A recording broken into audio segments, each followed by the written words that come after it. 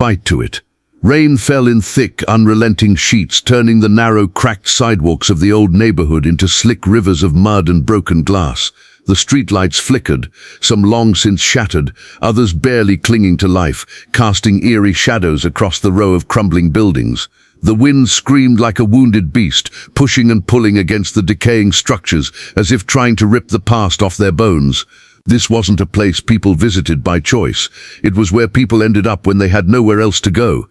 Inside apartment 1C of a worn-down complex, Clara adjusted the threadbare blanket over her daughter's small frame. The electricity had gone out again, so the only light came from a dim, half-used candle flickering on a chipped wooden nightstand. Her son, barely 7, was already asleep, hugging a stuffed bear so worn its eye had long fallen off. The warmth in the room came not from the broken radiator, but from Clara's constant movement, tucking the kids in, boiling water over a gas stove, and pacing in thought. She was tired.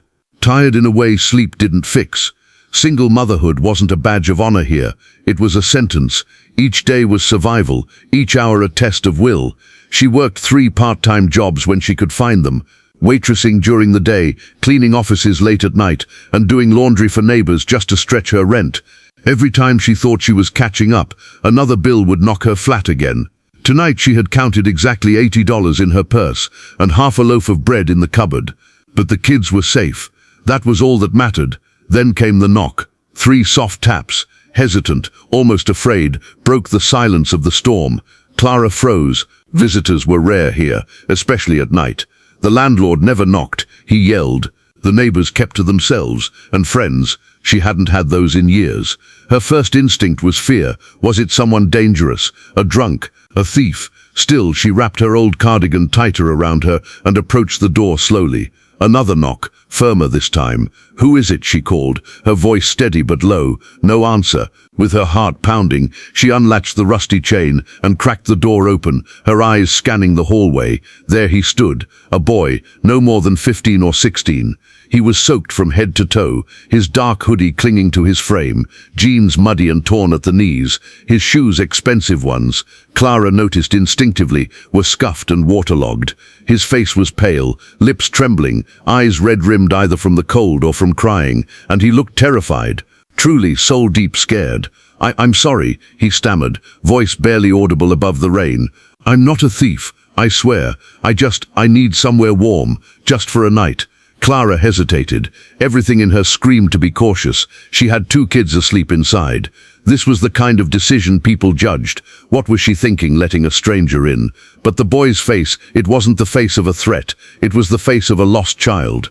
She looked past him. The hallway was empty. No parents, no bags, nothing. Just a boy who looked like he hadn't eaten in days and had nowhere to go. "You have a name?" she asked, not unkindly. "Daniel," he replied quickly. "Just Daniel." "You run away?" He nodded once. "Yes, ma'am." She took a breath, then opened the door a little wider. "You can come in, but just for tonight. Understood?" Inside, Clara moved quickly. She grabbed a towel from the bathroom and handed it to him. "Dry off. I'll get you something warm to wear." Daniel said nothing as he toweled off, eyes taking in the small but tidy space. A patched-up couch, a flickering candle, drawings taped to peeling walls. It wasn't much, but it was warm, safe, real. Clara returned with sweatpants and a faded grey hoodie. "These were my brother's," she said. "He passed. They'll be big but dry." Daniel accepted them wordlessly and changed in the bathroom. When he came out, he looked different. Still thin, still tired, but somehow smaller in the oversized clothes, more vulnerable. Clara handed him a chipped mug of watery soup, made from boiled rice, a slice of onion, and 1 bouillon cube. It was barely a meal, but he accepted it like it was a feast. "Thank you," he whispered, savoring the warmth. "You can sleep on the couch," Clara said, adjusting a blanket. "No funny business, you hear?" "Yes, ma'am," he repeated, sincere. She watched him curl up like a child who hadn't rested in days. His eyes closed within seconds, though his hands still trembled slightly beneath the blanket. Clara sat at the table across the room, staring at him in the candlelight. Something about this boy didn't sit right, but not in a bad way. More like a puzzle. He was too well-spoken, too polite, Most kids she'd seen in shelters were tougher, angrier. This one was different, but she didn't question further. Tonight, he was just a child who needed shelter, and she was a mother who knew what it meant to need help and not get it. The rain kept falling outside, the wind kept howling, but inside, for just one night, there was peace, and none of them knew, especially Clara, that the boy lying asleep on her couch would soon turn her life upside down.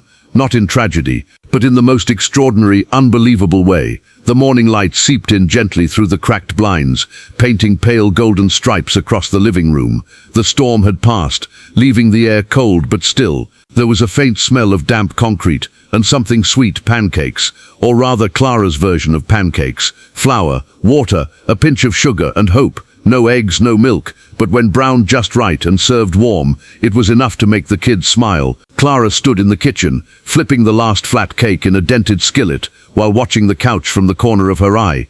Daniel was still curled beneath the blanket, the soft rise and fall of his chest, the only sign that he was truly asleep, and not a fading memory of a long, strange night. She expected him to be gone by morning. Runaways never stayed long, but then he stirred. For a moment he blinked at the ceiling like he didn't recognize where he was.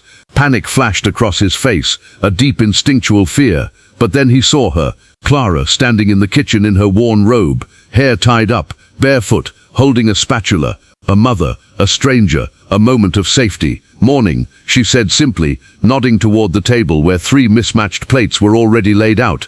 Daniel sat up slowly. "I'm still here." "Yeah," she replied, not unkindly. "You didn't disappear." He ran a hand through his now dry hair and looked around. "I thought it was a dream, that someone actually let me in." Clara chuckled softly. "I still might regret it." Daniel managed a weak smile. "I wouldn't blame you." He stood up and began folding the blanket neatly without being asked. Clara watched him with curiosity. Most teenage boys didn't fold anything without a direct order. "You hungry?" she asked. She handed him a plate, 2 small crispy pancakes and half a banana. That was breakfast for everyone today. He took it as if it were a 5-star hotel buffet. "Table's yours," Clara said, "but you don't eat until the kids wake up. House rule." He nodded again, obedient. There was a strange politeness about him, not like someone trying to impress, but someone raised with sharp rules and colder expectations. She'd seen that look before on kids in expensive school uniforms who walked past her bus stop without making eye contact. "Mind if I help?" he asked suddenly. Clara blinked. "Help with what?" He gestured to the dishes in the sink, the clothes folded in a pile, the kitchen needing wiping. "You're doing a lot. I could help clean. It's the least I can do." She studied him for a moment. There was no mockery in his voice, no sarcasm, just sincerity. "Suit yourself." And so he moved around the kitchen like he'd been there before, washing dishes without being told, drying them properly, even humming softly under his breath. When Clara's son stumbled out of the bedroom, rubbing sleep from his eyes, Daniel greeted him with a warm smile. "Morning," he said, pulling out a chair for him. The boy grinned back shyly. "Hi." Clara's daughter followed, holding a crayon drawing in her hand. "Look what I made," she said to no one in particular. Daniel bent to look. "Wow, that's amazing. Is that a flying dog?" "It's a unicorn dog," she corrected. "With rainbow feet." "Of course," he said, deadpan serious. "How silly of me." Clara watched, frozen in place. Her kids didn't warm up to strangers, not after everything they'd seen with her ex. But Daniel? In less than 5 minutes, he had them both giggling. Breakfast was quiet but pleasant, the kind of rare moment Clara didn't take for granted. Her son was showing Daniel his favorite superhero cup, while her daughter insisted on giving him the pink fork, because it was lucky. Daniel played along like a big brother they never had. After breakfast, as the kids began fighting over who would get the last syrup drizzle, Clara cleared her throat and looked Daniel square in the eye. "All right, you've eaten, you've slept. Now I get to ask the real questions." He straightened a little. The easy smile vanished. He nodded, serious now. "Buck, you said your name's Daniel," she began, "and that you ran away." Buck, I nodded once. Buck, you from around here?" Buck, I looked down at his empty plate. "Not really. Across town. But I walked a long time. Parents know you're gone." Buck, I didn't answer at first. Just fiddled with the edge of the plate. Buck, my dad might. Eventually. He'll probably think I'm just being dramatic. He's busy. Buck, busy. Clara raised an eyebrow. "He owns a company. A big one. Travels a lot. Always in meetings." Clara frowned. "So why'd you leave?" Buck, Daniel finally met her eyes, and for a second, she saw something far older behind his boyish face, something heavy. "I was tired of being invisible," he said quietly. "No one listens, not the nannies, not the guards, not him. He thinks giving me a credit card is the same as being a parent. I wanted to see if I could be seen somewhere." Clara sat back. She had expected lies, excuses, maybe even silence, but this, it was raw. "Buck, you walked away from all that?" she asked. "Big house, fancy life, just left." "I wasn't living," he replied. "I was trapped." Silence fell between them. Outside, kids were starting to gather at the bus stop. Inside, Clara's own children now sat quietly, watching cartoons on a static-filled TV screen. Clara sighed and poured herself a small cup of coffee, just water and instant granules, but it was warm. She stared at the steam before finally saying, "You can stay one more day, but tomorrow we figure something out. Maybe call your dad." Daniel looked up, surprised. "Thank you." "Don't thank me yet," she said. "We'll see how you do on trash duty." He laughed for the first time, really laughed. It was a rich sound, like someone who hadn't had permission to be joyful in a long time. And as Clara sipped her bitter coffee, watching him chat with her children and wipe syrup from her daughter's chin like a protective older brother, she felt something stir deep in her gut. She didn't know who Daniel really was, but she knew one thing: this boy wasn't ordinary, not by a long shot. The afternoon sunlight slanted through the narrow window, casting a golden hue over the modest living room. Dust particles danced in the air like glitter, briefly making the old apartment feel almost magical. Clara sat hunched over a stack of utility bills at the kitchen table, chewing the inside of her cheek, a habit she picked up whenever anxiety started to creep in. Rent was due in 5 days, the electricity bill was past due, and the envelope from the school nurse, probably another medical form or reminder about her son's outgrown shoes, loomed like a dark cloud at the edge of the pile. But oddly enough, the air in the apartment was lighter than usual. Daniel was kneeling beside the radiator, sleeves rolled up, hands covered in rust and grit, trying to fix the annoying clanking noise that had kept Clara awake the past week. He hadn't asked, he just noticed it and started working, and somehow he knew what he was doing. "You sure you're not secretly a handyman?" Clara joked. Daniel smiled without looking up. "Nah, just watched a lot of YouTube videos during my grounded weekends.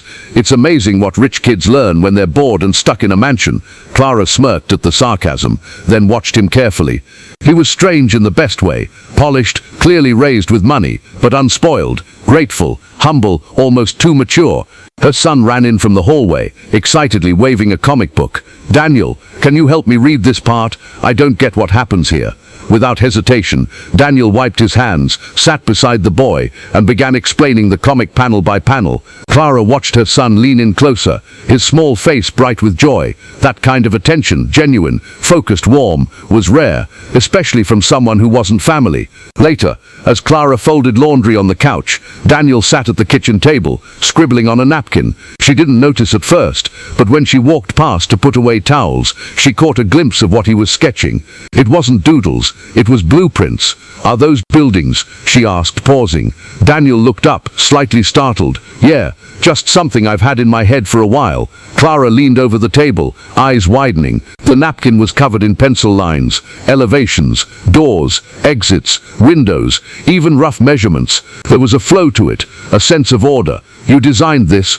He nodded shyly. "I wanted to build something like this someday. A safe house, for kids like me, or people like you. Somewhere warm, safe, clean, with space to breathe." Clara was stunned, not because he could draw, her brother used to sketch too, but because of what he had drawn. It wasn't a mansion, it wasn't a sports complex, it was a shelter. "Where'd you learn to do all this?" "My mum," Daniel said softly, eyes distant. "She was an architect before she died. She used to take me to her project sites. I used to help her color the models. She said buildings should make people feel seen, not just housed, seen." Clara swallowed hard. She hadn't expected that. He don't talk about her much. Daniel looked down. "It still hurts. Dad says work is how he copes. I guess running away is how I cope." There was a long pause before Clara said, "You know, you don't act like a kid who's just running from home. You act like a kid running towards something." Daniel looked at her then, not with the eyes of a stranger, but with the weight of someone carrying a truth far bigger than his age. Maybe he hadn't just come to her doorstep by chance. Maybe this wasn't random. And for the first time, Clara realized this boy belonged to a world far different than hers. but something had brought him to her door for a reason. The sun had barely begun to set when Clara noticed the stillness outside. The usual evening sounds of kids playing in the alley, neighbors yelling across balconies, and distant dogs barking had faded into an eerie quiet. She stepped out onto the narrow porch of her apartment, squinting down the street. Then she saw them. Black SUVs, gleaming, tinted, armored. Not one or two, but four. They rolled up like silent beasts, slow and calculated, stopping just feet from her building. Their engines purred with the menace of something powerful held tightly on a leash. Clara's gut twisted. This wasn't normal.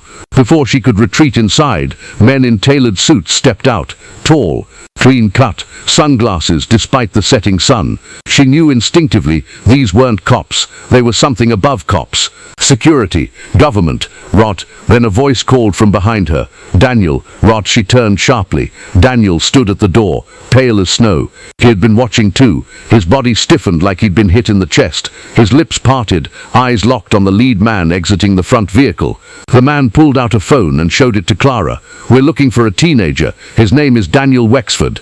Clara blinked. Wexford, that name, the man continued. He's been missing for 2 days. We've traced him to this neighborhood. We don't mean to frighten you. We just want to bring him home safely. Clara turned to Daniel, whose hands were now trembling. He stepped forward slowly. I'm here, he said softly. I'm okay. The agents exhaled in unison, relief washing over their features. The lead man tapped his earpiece. We've got him. He's safe. Then, the last SUV's door opened, and out stepped a man who commanded silence just by being present.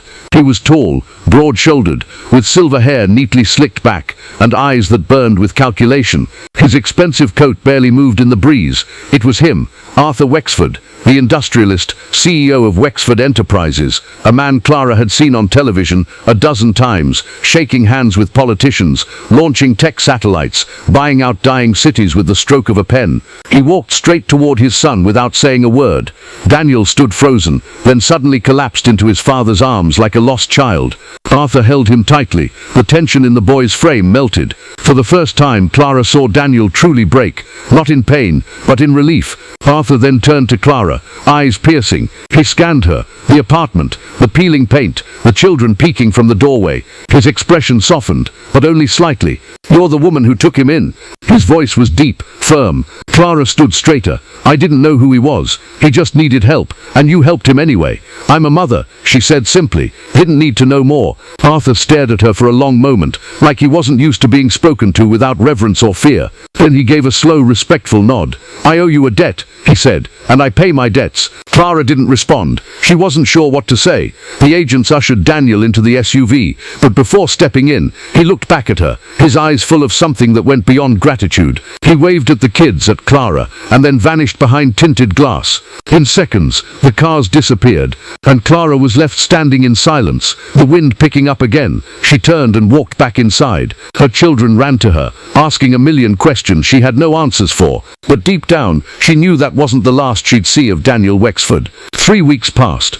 The city moved on. So did Clara, or at least she tried. Things went back to their routine, half-shift waitressing, bargain bin groceries, and endless budgeting gymnastics. The kids talked about Daniel like he was a superhero who had dropped in for one special mission. They missed him. Clara did too, though she didn't say it out loud. She assumed it was over, that his world had swallowed him back whole, like it always did with people who belonged to power and wealth. Until one Friday afternoon, Clara returned home after walking her daughter from school. She was fumbling for keys when she noticed a man in a navy blue blazer standing outside her door, holding a slim envelope in one hand and a curious expression on his face. Miss Clara Jensen, he asked. I was instructed to deliver this in person. He handed her the envelope, gave a respectful nod, and walked away without another word. Clara stared at the paper. Heavy cream cardstock, embossed seal, no return address. Inside was a letter and a check. She sat down on the couch before her knees gave out.